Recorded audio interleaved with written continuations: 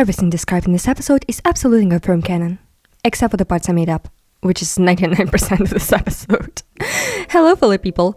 From the tomfoolery just now, you know that this episode is one of those that needs a gigantic disclaimer right at the start. So let's get past it and start talking about our poor Ozpin and Glynda that don't have shit to work with. One of them even less than you would expect, actually. Okay, there it is. Disclaimer. Everything I say in this episode and everything that will be used later in the series resulting from this episode is purely my speculation, analysis, and headcanons, as well as my original ideas.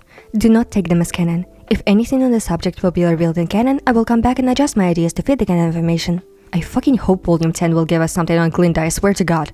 We don't know anything about her. And for having the fuck nugget conveniently carried around for us by sweet boys dragged into this mess, we don't know anything about Ozpin either. Not Ozma the entity, Ozpin the man, the host, the vessel, the whatever he was before the said entity found him and took over his soul. As you might have guessed from this tiny insignificant animatic that totally didn't make my channel blow up, I fucking love Oz's. Yes, even the ones that appear for like a minute and we don't know shit about. With Oscar being at the very top of my favorite characters list. Oh my sweet boy, I will get to what they fucking did to you. And speaking of Oscar, thanks to him and his experiences with the Oz entity, we can kind of fill in that part of the story with Ozpin. But first, let's establish the things that we do know about Ozpin and Glynda. An important note, Ozpin is his last name. He's in his early 40s and is called a prodigy, the youngest to become a headmaster. I'll talk more about it later. He's the first known incarnation of the King of Vale. He has black eyebrows, we'll come back to it in the speed paint portion. He is laid back, allowing students to fuck around and find out, but still keeps an eye on them. Theodore thinks he's reckless. He respects fairness and does his best to create a better environment for them. Makes sense considering Ozma's task. He drinks hot cocoa, so we can assume from that he likes sweets. And he is a fucking troll. Glynda is very strict and on nonsense. Her semblance is extremely powerful, we'll put a pin in that. Her emblem is a tiara, also putting a pin in that. She's very close with Ozpin and gets softer when he tries to calm her down. She's also comfortable enough to flat out swear in front of him, though cut off and a little bit reprimanded. She's also close with Ironwood, interesting. Wears glasses, potentially bad eyesight. She's very attached to the students and doesn't like graduations and all of the emotions surrounding them. And that's about it. When I said there's not much to work with, I meant it. I had to stretch hard for some of those notes. Glynda doesn't give us anything to work with really, and most of what we know about Ozpin is actually all Ozma, not him. And since his merge is complete, we have no idea where one begins and the other ends. I'm gonna establish one thing right away. Everything we see of him through being in Oscar's head, I'm fully considering as Ozma. Because at that point, Oscar is the host, and we can tell what shred of the soul amalgamation in him is Ozpin. And yeah, Oz is in his early 40s. You know who's also in their early 40s? Stark, without Summer, who died somewhere around late 20s. Even more interesting to think about them coming to Beacon with the headmaster being their age. But we'll explore that in Stark's dedicated video around Volume 4. And before we start discussing the things that came up for them, which, again, in no way canon, let's look at the speed paint. Oz is hot, especially without glasses. I said what I said. A silly headcanon time. He started wearing those weird-ass glasses very early in his headmaster career, so all the students would stop simping for him. Aforementioned simping aside, I better talk about what I did with him, as if you haven't seen all the previous appearances of him in my illustrations. So, he's very tall, dresses in 20 layers and looks very stuffy. My headcanon gets my credence. And if not, there's another explanation. His office is on the top of the tower with glass floor-length windows. Bruh, do you know how cold it would be there? Sure, aura, but using it constantly loses against just wearing a coat. Most of his body here is legs. I already draw them longer than normal, but this is like, yeah. They tried to put me on the cover of Vogue, but my legs were too long. I love drawing his hair, it's so fluffy. And I love that he's rocking emo bangs, oh my god, he's such a goober. Who else fucking pins a cross brooch on a scarf, bruh? And his warm brown eyes. Okay, I promised also simping. Though, if you think this is simping, oh boy, wait until we get to summer. Also, silly glasses. I also headcanon those to be for light sensitivity. He just like me, for real, for real. And of course, can't forget about one memory, he's gotta hold it. Speaking of it, I love the detail someone noticed that not only is he constantly stomping it against the floor, but when he's sitting at his table, it's plugged into the constantly shifting gears of the tower. You know, constantly creating a shit ton of kinetic energy to store in it for the big boom later. A very clever subtle detail. Now we gotta talk about Glynda, Ayami. Honestly, neither of her models do her 2D art justice. And Maya model, I have to say, is a real downgrade. What the hell happened there? Where is the shape to her body? Why is she a box?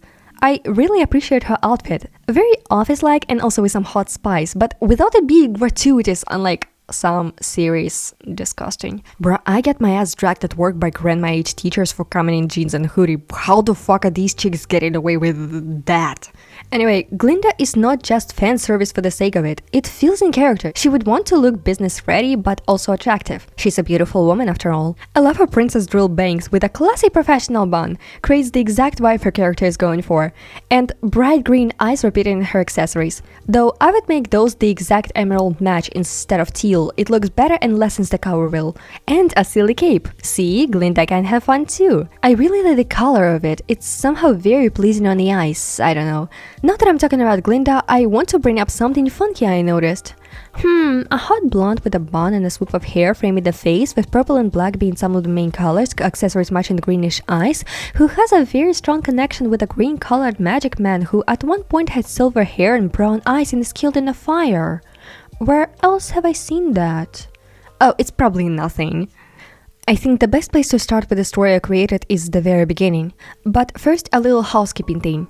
Oz is the youngest headmaster, but Oscar is said to be the youngest incarnation, becoming 1 at 14. So let's establish Ozpin becoming 1 at around 16-17. Now we go into complete fanfic land. Again, all of this is my story. I can always adjust it if you find out any kind of information contradicting it.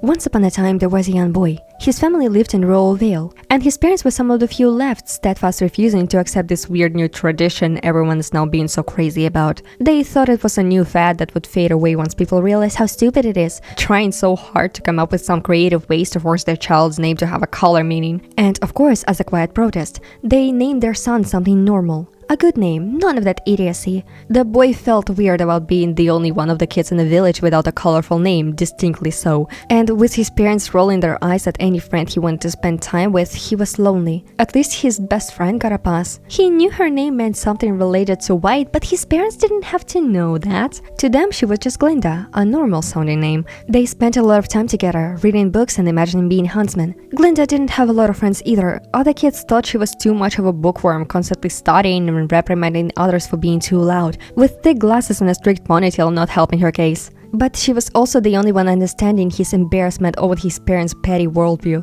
Her own parents were the wishy-washy type of people-pleasers, trying to be in everyone's good graces.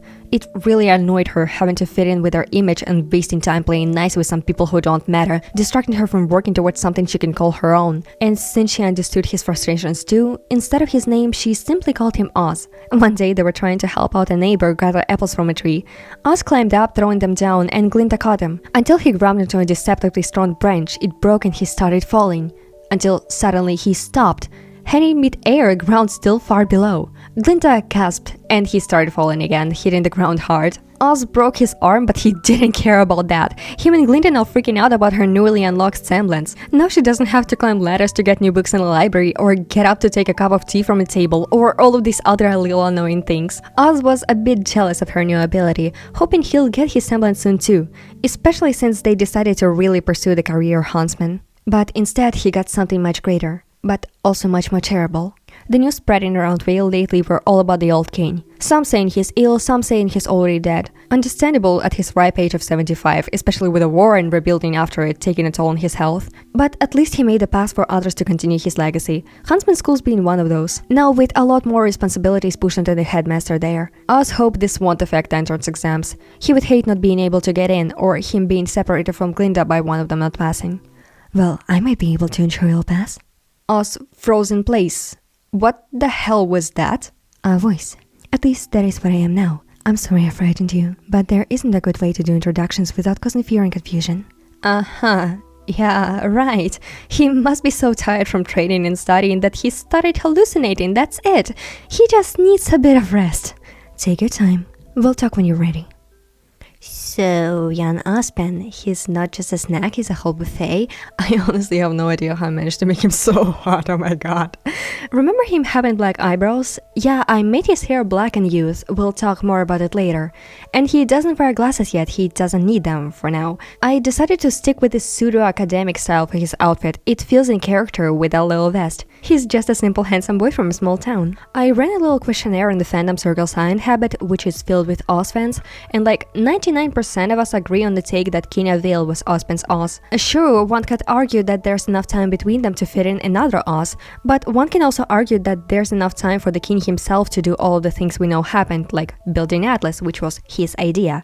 And I don't know, it just feels right to me. And it's my fanfic anyway, so I'm going with it. Glynda in use is a typical bookworm who'll grow into a hottie later. Since she wears actual glasses, I gave her those too, less stylish, more for function, which is true for her entire outfit. I wrote in her backstory as a sheltered kid of people pleasers, forced to make others happy and act in a way that satisfies everyone, so her clothes reflect that. Unassuming, plain and simple, impossible to offend anyone. I made her sweater a light purplish color to continue with this young Salem parallel I noticed. After she gets into Beacon and gets more freedom, she'll start experimenting with her appearance, slowly turning into what she is now. Now she doesn't care for anyone's opinions, she's gonna look hot and wear silly cape all she wants. And while we're here, one take why her semblance is so strong is because she overused it and forced it to evolve to its highest limit. Tell me you wouldn't use telekinesis at every point of your life. And now, back to the story. The next several days, Oz really doubted his sanity, thinking he developed schizophrenia, schizophrenia, some other disorder he didn't know the name of that made him hear voices in his head. Well, a voice, sounding strikingly similar to our younger version of what he heard of the king speaking on TV. And everything he told him is as crazy as he must be right now. Even if he entertained this for a moment, what is he supposed to do with all of this information? What, am I supposed to go and become a king now that you're in my head? I did not abolish monarchy to have my next incarnation return it. Ah, yes, also this. Incarnation. The news about his soul now being on a ticking clock did not help Oz sleep better at night. Having nightmares about waking up one day and finding out that his body isn't his anymore, piloted by this entity. Like the fungus he read about once that takes over bugs in the forest of Mistral. He started calling the voice Cordyceps or just Parasite. The voice, and he refused to call it King of Vale, insisted that he won't take over unless he gives him permission, and it won't be permanent. Oz didn't believe him. Glynda became his only salvation in the craziness he got stuck in. He insisted on training with her more, explaining it as being nervous about exams and wanted to be prepared. He just wanted to see her, the only normal part of his life. She pretended not to notice how attached to her he's gotten lately. Then the memories came. Little flashes and hints of things he shouldn't know. He tried to ignore them and continue preparing for entrance exams. But it was hard with the parasite constantly chiming in to give advice on stance or strikes or defense. Well, in case you forgot, I was a warrior. I told you not to talk to me. He continued training. And the worst part, the advice was actually good. He pointedly ignored the self-satisfied feeling deep in his aura. One day, the parasite pointed out that he doesn't have a proper weapon, and it would be very beneficial to have one, not only for initiation, but overall career as a huntsman. I have an idea of where we can get one, if you'll let me. About 2 hours later. Why are we stealing from your corpse? I gave you permission and explicitly told you to take it. By definition, that is not stealing. It felt right holding one memory, as if he used it for years. No, more than that, for a lifetime. We did. He didn't fight it anymore. He didn't give his full name on the documents. Now it felt even more awkward with his parents openly criticizing the idea the king popularized while the man himself is literally right there in his head. Instead, he pretended Ozpin is his first name and that he doesn't have a surname. His parents won't know, especially when he stops talking to them. The entrance exams were passed with ease. And Glynda passed too, that's great. Even if they're on different teams, they can still see each other all the time in class. That he somehow managed to do great at despite all the evenings and sometimes nights spent on royal missions. With time, with his slow acceptance of the situation he's stuck in, the Parasite nickname fell off too. The missions consisted of fighting the old allies of the king and making plans of what to do next, working in shadows to protect the world. Oz didn't really remember most of it. He used those times to try and sleep in the mind space while the king did his thing piloting his body. He told him often that he needs to pay attention, one day it would be his responsibility too. Well, right now my responsibility is to not get kicked out of school for abysmal grades. Not like he needed to worry about that. The memories, both historical and muscle ones, turned the class into child's play. He already knew all of it. Somehow, it scared him. dreams of memories shifted into nightmares. He found himself terrified of fire. One day, he looked in a bathroom mirror preparing for another day in class, and had to take a minute to recognize that the young man staring in the reflection is him. His teammates found him on the verge of a panic attack. Only Glynda's presence helped calm him down again. He's tethered to the normal world. He's still here. He's still himself. The king was silent for a while after, but he still felt quiet waves of guilt buzzing through the aura. By the end of the month, the dark circles under his eyes made him look like he's been taken over by a chill, and the grey hairs he started fighting didn't help with that. And Glynda, seeing him wither, couldn't take it anymore, shoving him into her room, pinning him in place with her evolved semblance, and demanding to know what the hell is going on. Why is he acting and talking so weird? Where does he keep disappearing to all the time? Why does he look like he hasn't slept since Atlas Rising? And he told her everything. About the King of Vale living inside his head for months now, about the mission, about nightmares and losing himself. She didn't believe him, at least not until the king showed himself. Oz huffed quietly in his own mind, noticing the king using normal modern words for once. Probably to not make Glynda freak out too much, if that's possible. And she was there for him, again. No matter how scared she was and how terrifying and impossible the things he told her are, she promised to help, and it all felt a little bit lighter. With all the newfound memories and battle skills, it's not surprising he started to be called a prodigy, some saying that he might be transferred to a higher year at this point. The ones jealous of his skills and fame started spreading rumors about him. Why is he so close with Goodwitch? They must be a thing. Why is he always disappearing at night? He's definitely doing something shady. What that shady was depended on the person. Some saying he went to clubs, others that he's a part of the underground criminal business, others had less generous thoughts on his personal life, sometimes dragging Glynda into it too. But those rumors were never taken too seriously. Most were quickly extinguished by Glynda beating their asses. And he still continued working in shadows, months turning into a year, trying his hardest to bring the impossible goal pushed onto him just a little bit closer while he can. The few scattered hairs turned into streaks. He did his best to still take time for himself, going out with his team, finding a new hobby, buying sweets in bulk and being made fun of it, teasing Glynda about the people she was crushing on at the time, and introducing her as his little sister to piss her off, and then having to repent for it by helping her tutor their classmates and underclassmen. Not like she needed help with it, but it felt great to catch up and watch her be so invested in something, inspiring him to find the passion too. Normal stuff a normal 18-year-old would do. But we all know it never lasts. Those who said he would be transferred higher were only half right. Nobody expected what happened in the third year. The headmaster of Beacon decided he's a bit too old and sickly for the job now and resigned, wanting to spend more time with his grandkids and look after his declining health. The question of replacement came up immediately with half a school year still to go. But that decision was already made. Second semester, the students and most of the staff too were in shock, now greeted by the new headmaster, Professor Ozpin, a third year, barely 20 years old, the youngest headmaster in history. Of course, with such a drastic plot twist to their lives, people got very confused and suspicious of how that even happened. Is that even legal? How can someone who literally just was a student suddenly became a headmaster of the whole institution? Oz only shrugged, saying that he was approached with a proposition and after thinking of it, he found himself qualified for it. He didn't mind the suspicious glares. He would think something shady was happening too if he was them. Well, something shady was actually happening, just not the kind they think. The new widespread rumors and worries were soon squashed by his unnaturally good leadership, though the council still didn't exactly respect him, seeing him as just some boy who got the position through nepotism. And Oz was careful to not reveal his hand just yet, slowly and quietly pushing for little changes that would turn into big change over time. Those first few years were very busy, first creating more opportunities for students with disabilities, when before the academies only accepted able-bodied students. He himself started wearing shaded glasses, his vision getting more sensitive from staring at bright screens all the time for meetings and filings. Then pushing for a better treatment of honest students. And if anyone in the council said something, he simply replied, "I'm the headmaster. I get to decide what happens in my school." And to keep the students happy, creating events for them to enjoy in the free time, dances and parties for holidays. And with a newfound freedom of action, he allowed himself to be a bit more relaxed, joking around and pulling pranks and stunts on people in a professional way, of course. The first time he decided that the initiation test would involve students being thrown off a cliff, nobody believed him, thinking it's just another idea he suggested for fun. And then he actually did it. At least 4 of the new students actually enjoyed that experience. Glynda, who graduated and decided to return to school as a teacher, dragged his ass for it when she found out. Oz was glad to still have her by his side. She said she decided to stay because she found a passion for it while tutoring her classmates and younger students. But he knows at least a tiny bit of the reason was for them to not be separated. After all this time, they truly became like siblings. And he's all the more thankful for her staying. Especially now that the king only appeared for little notes and pointers. His voice felt weaker and distant, tiniest whispers in the back of his mind. somehow sounding almost like him, as if he took on his mannerisms and ways of speech, as if hearing himself talk. And, well, maybe Oz did change too. It became easier to slip into the strict commanding presence. Or did he slip into it at all? Or was it just him all alone? He couldn't tell anymore if it was him doing it, or was he giving up control to the king without noticing? Was there control to give? Or anyone to give it to?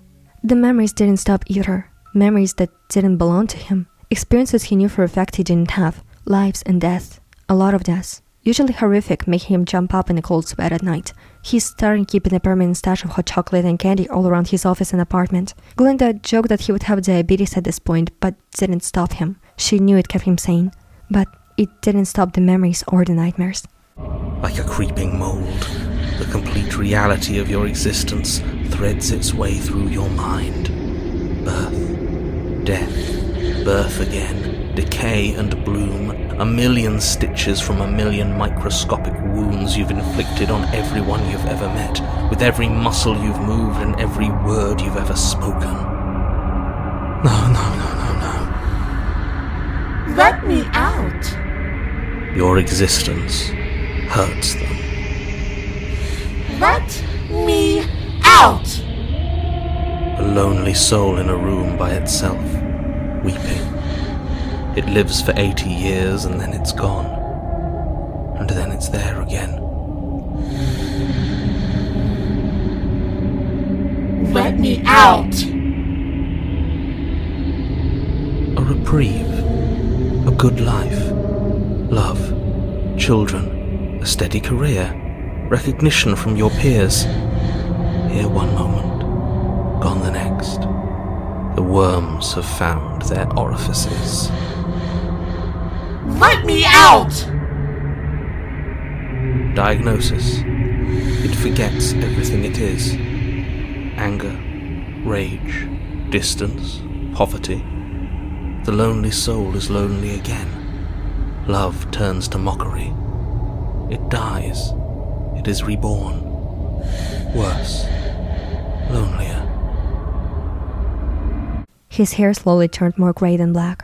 He needed more support, more people in his circle so he wouldn't be alone. No, so he wouldn't be trying to defeat Salem alone. Starting with appointing Glynda as his right hand and sharing the secret with the most promising students, making them his eyes and ears, lending him their strengths. He was already targeted multiple times. Then bringing in other kingdoms' rulers in on the truth. And with them being on the council, he can start working on implementing changes in the other kingdoms too. Making a safe place, an oasis in Vacuo, the only place with structure and comfort and order. Appointing Leonardo as the headmaster of Haven Academy, the goal he has worked for ever since he was a child, showing people of Mistel that faunus can be in high positions too. Giving a task to the newly appointed General Ironwood to convince Atlesian Council to finally do something about mistreating the faunus there. Because how is he supposed to unite the world against the destructive force of nature when people are still divided like this? And while Oz may not agree with his approach, he still appreciates that General didn't disappoint, doing a lot more than he expected. Namely, practically threatening the council members into agreeing to considering faunus discrimination a hate crime punishable by heavy fines and in worst cases jail time. It's hard to disagree with a man who has his military troops doing whatever he orders with his charisma alone. No wonder more and more Atlesian students are joining the military after graduation. Oz hopes it will never have to be used. His hair is completely grey now. He doesn't know who he is anymore. A boy from a village terrified of the heavy burden placed on him. A leader of peace talks. A king protecting his kingdom. A fighter for rights of everyone on this planet. A god trying to convert everyone to his religion of doing that others like he wants to be done unto. A useless fool to hide the illusions of power. Crow calls him a close friend. Raven calls him a dangerous liar. Diane calls him and tells him to stay away from his daughters. Summer is gone because of him. Glynda doesn't call him Oz anymore. He's Professor Ozpin to her now. He doesn't know if any of those are true. He only knows one thing. He's just a man, not even a very good one. Not me fucking tearing up at the thing I wrote. Sorry, I just love Oz so much. And I wish we knew more about him. So let's now discuss all the things I came up with for his backstory. The name. It was always interesting to me that we don't know what his name is, only his surname. And we know the tradition of naming children after colors was started during the war. That's like, what, 2 generations at most? It would make sense that some would not be on board with this, they're always contrarians, until it becomes mainstream enough to decrease the number of those contrarians. Enough so the current generation born in Remnantian 60s would all be named after colors, some more obvious than others. And jumping to the end of the story on a related note, I always found it weird how Glynda, his closest confidant Glynda, even when they're alone, called him Professor Ozpin. Professor Ozpin? Putting aside the thought of it's just an offline from early on in the series and thinking about this deeper, it has so many implications. It's not her body, her child, her friend, her brother anymore.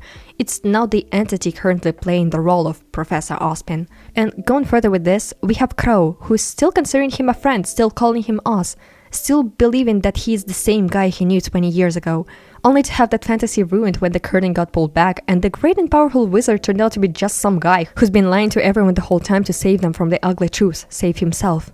Which, funny how people in the fandom were surprised by that? Bro, it's literally in his illusion. Moving further, Glynda being his bestie explains why they're so close.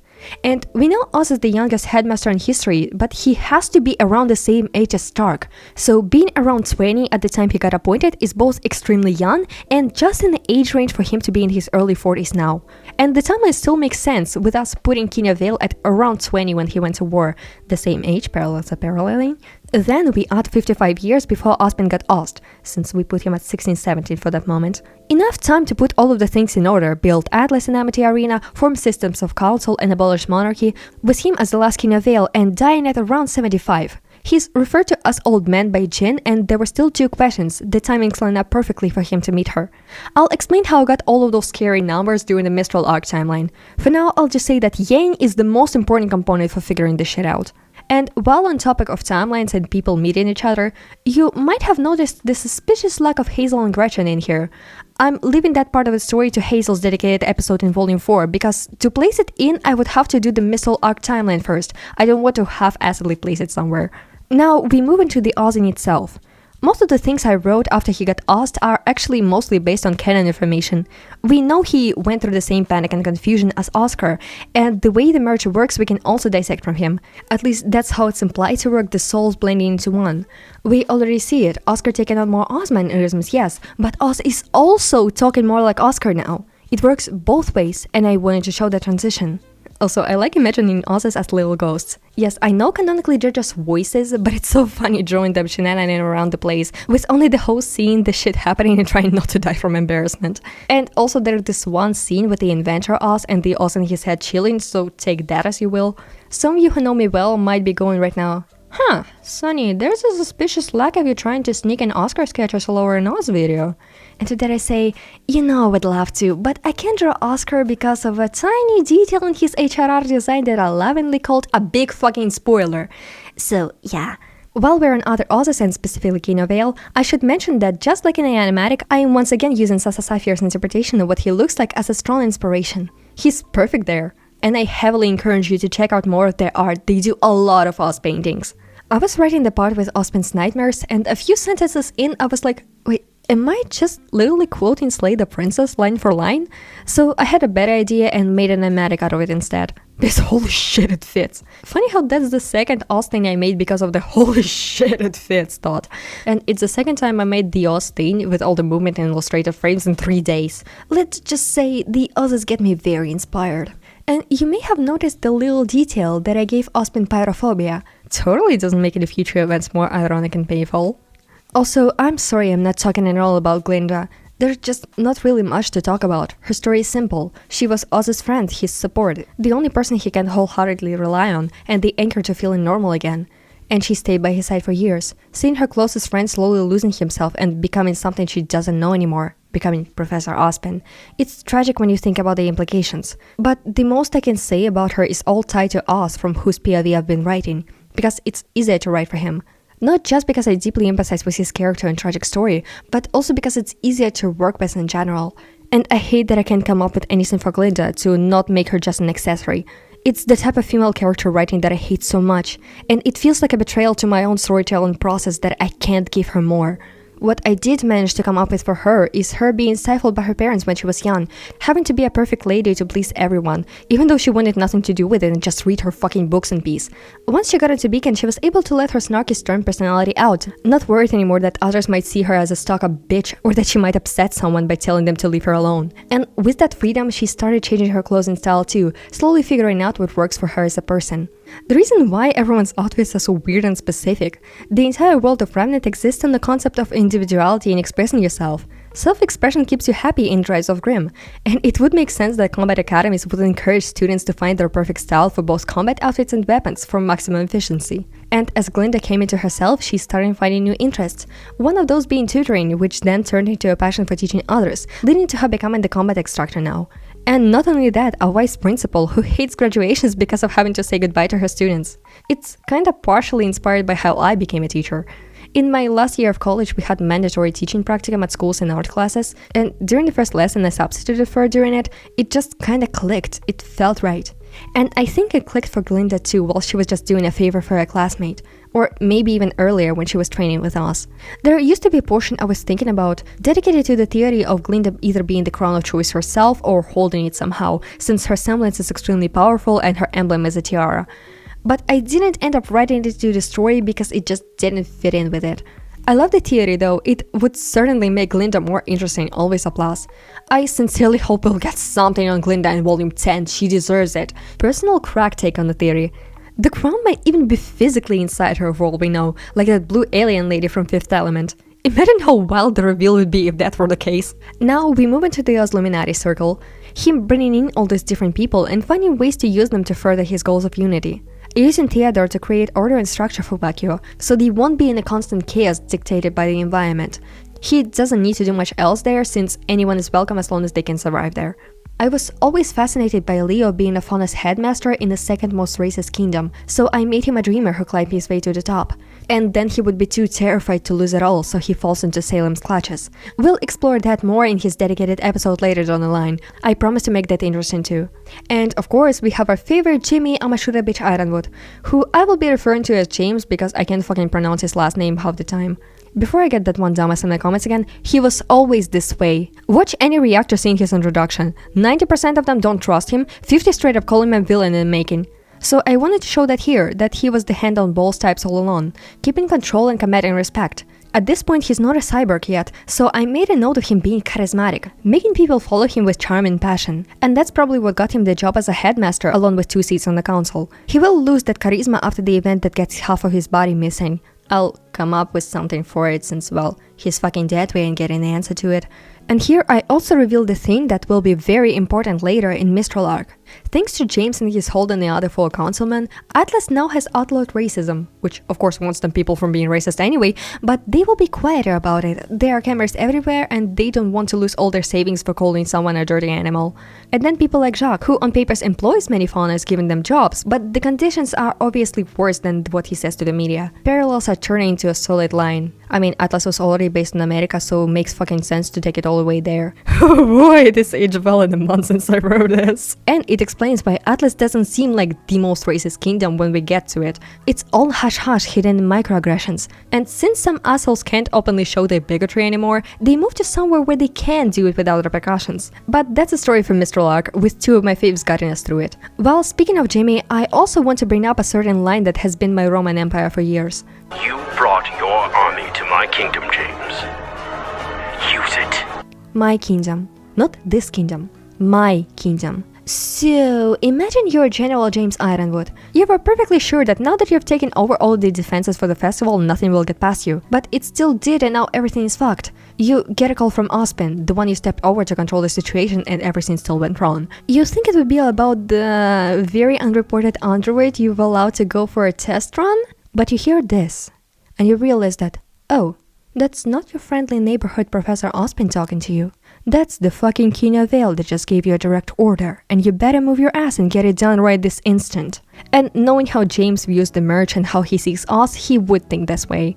Which then leads to the last paragraph that actually made me tear up twice when I was writing it and several more times during the editing process. It just made sense to loop it back around to the animatic that really jump-kicked my entire channel. The one I made for shits and giggles, all of pure love for every Oz and their tragic fate. The animatic that was created because of one common line between the song and the fairy tale that Oz fucking wrote himself, probably to keep reminding himself that despite everything he's ever done, he's still only a man.